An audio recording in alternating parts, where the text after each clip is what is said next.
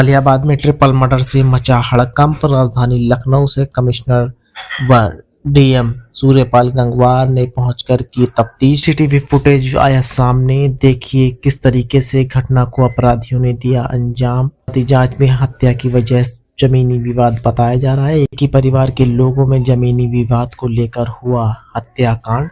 CCTV footage में पूरा मामला सामने आया है। देखिए किस तरीके से हत्या को अंजाम दिया गया। वहीं सूर्यपाल गंगवार, डीएम और कमिश्नर लखनऊ ने क्या कुछ कहा, ये आपको सुनवाते हैं।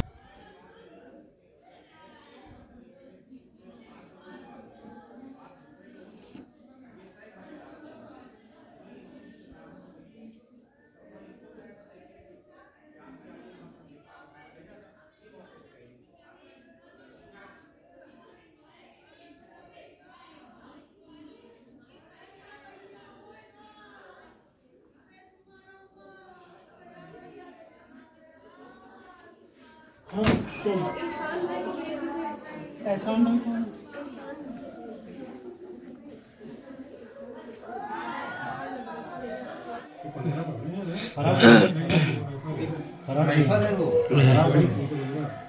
तेज तो नहीं चल रही है। हाँ तेज ही चल रही है। वो हमारे दिमाग में चल रही। वो देखो बेचारे ताज भाई बेचारे बचाने गए थे, उनके भी मार दी। वो देखो मार दिया कुत्ते ने।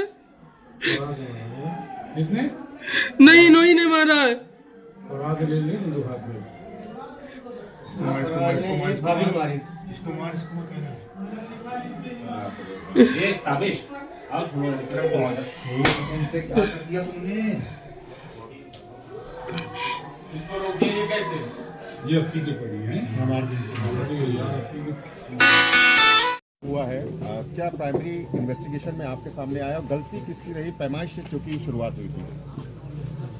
अभी हमने परिवार वालों के साथ में वार्ता की है। ये बहुत ही दुखद आपराधिक घटना है जिसमें जो अपराधी है वो हिस्ट्री सीटर है और उसने अपने ही परिवार के लोगों की यहाँ पर हत्या की है और उसका इन्वेस्टिगेशन अभी स्टार्ट किया गया है। जो प्रश्न आ रहा था कि इसमें इन लोगों के बीच में क्या विवाद है, इसके संबंध में हमने अभी परिवार से पूरी बात की है। उनका कहना ये है कि ज़मीन संबंधी ये दोनों सगे भाई हैं। इनके लल्लन के भाई हैं सलीम, जिनकी बेटी को लल्लन और उसके बेटे ने गोली मारी है। ये दोनों सगे भाई हैं और इनका आपस में कोई ज़मीन का विवाद नहीं है, ऐसा इनका कहना है। लेकिन एक संयुक्त खाता था जिस पर कि बंटवारे का मुकदमा हुआ था और बंटवारे का वाद निर्णीत हुआ था 2013 में। उसके बाद उसकी निगरानी 2018 में की गई थी, जो कि अभी कमिश्नरी में उसकी अपील चल रही है। इसी बीच में अभी जनवरी में एक पक्ष ने, इसमें बहुत सारे पक्षकार थे, 7-8 पक्षकार थे, उसमें एक पक्षकार ने उस आदेश के एग्जीक्यूशन के लिए आवेदन किया था एसडीएम के समक्ष और एसडीएम ने तहसीलदार को, तहसीलदार ने कानून गो को निर्देशित किया। कोई भी बात कहनी होती है, जैसे कोई कोर्ट में गया हुआ है और वहाँ से कोई स्थगन आदेश है या कोई दूसरा आदेश किसी कोर्ट का है, तो वो उसको प्रस्तुत करना होता है और उसके बाद में फिर आगे की कार्यवाही डिसाइड की जाती है। तो नोटिस का मतलब होता है सभी पक्षों को सूचना दिया जाना। वो सूचना दी गई थी और उसके तहत आज की तिथि नियत की गई थी। तो ऐसा संज्ञान में आया है कि आज वो एक्टिविटी होने से पहले ये लेखपाल को पता चला कि उस पर कोई स्थगन का आदेश है, तो आज ये पैमाइश नहीं की जा सकती है और उसने पक्षकारों को इन्फॉर्म किया। इनके द्वारा भी ये बताया गया कि लेखपाल ने मना कर दिया कि आज पैमाइश नहीं हो सकती है।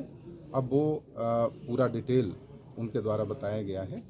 तो ऐसी स्थितियों में जब विवाद होता है या किसी भी कोर्ट का स्थगन आदेश होता है तो उस कार्यवाही को रोक दिया जाता है। नोटिस के बाद में चूंकि सभी पक्षों को पता लगता है तो वो सभी अपनी बात बताते हैं। इसके बाद ये वहाँ से चले आए थे और इनके पीछे पीछे जो अपराधी थे वो इन्हीं के सगे भाई थे और वो इनके पीछे पीछे आए यहाँ पर, और यहाँ घर पहुँचने के बाद उनका सीसीटीवी फुटेज अभी पुलिस के लिए मिला है।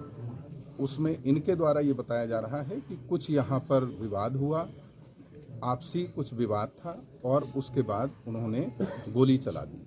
तो अभी ये बाकी चीज़ें तो विस्तार से इन्वेस्टिगेशन का विषय है, लेकिन प्राथमिक तौर पर इनके द्वारा जो बताया जा रहा है कि इनका सीधे उससे कोई ज़मीन का विवाद नहीं था, लेकिन उसको ये लगता था कि उसका जिसके साथ ज़मीन का विवाद है उसका ये लोग सपोर्ट कर रहे हैं, ऐसा यहाँ बताया जा रहा है। लेकिन ये सब अभी फाइनल इन्वेस्टिगेशन के बाद ही पता चलेगा।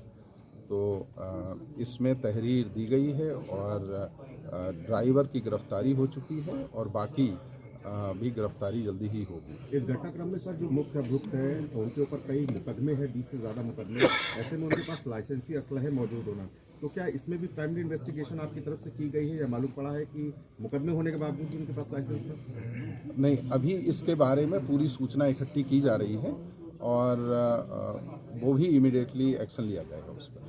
सर 2009 में सर जो उनका लाइसेंस बनाया उससे पहले इनको रजिस्ट्री शीटर और तमाम जो मुकदमे इनके ऊपर दर्ज थे, उसके बाद किस तरीके से लाइसेंस बनाया गया, कहाँ कमी? अभी ये पूरा इन्वेस्टिगेशन किया जाएगा। लेकिन पैमाइश जो हुई है उसमें चूंकि थाने को सूचना नहीं थी, जिसके कारण वहाँ पर फोर्स नहीं था, और विवाद जो चल रहा था वो चूंकि एसडीएम कोर्ट में भी था तो ये पुराना लंबित विवाद था।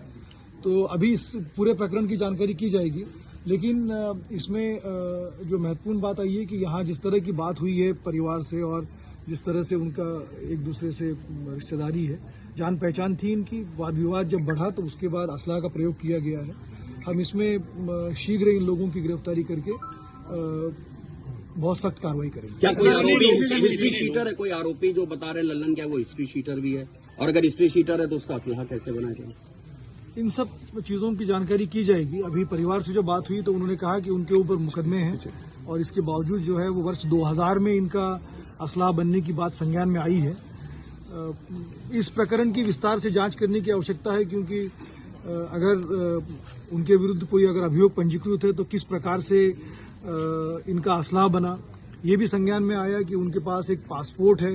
अब ये किस तरह से हुआ ये भी एक जांच का विषय रहेगा, क्योंकि जो एक्यूज्ड है, मेन एक्यूज जो सिराज अहमद है, उनके 2 बेटे पोलैंड में रहते हैं। तो ये बताया गया कि वो वहाँ उन्होंने विजिट किया था। तो ये भी पूरे प्रकरण की जांच की जाएगी और सारे तथ्य जब सामने आएंगे तो आपके सामने रखे जाएंगे। अगर लेखपाल लल्लन खां के अलावा सब कितने लोग इसमें शामिल रहे हैं, क्या संख्या रही इसकी? अभी जो हमें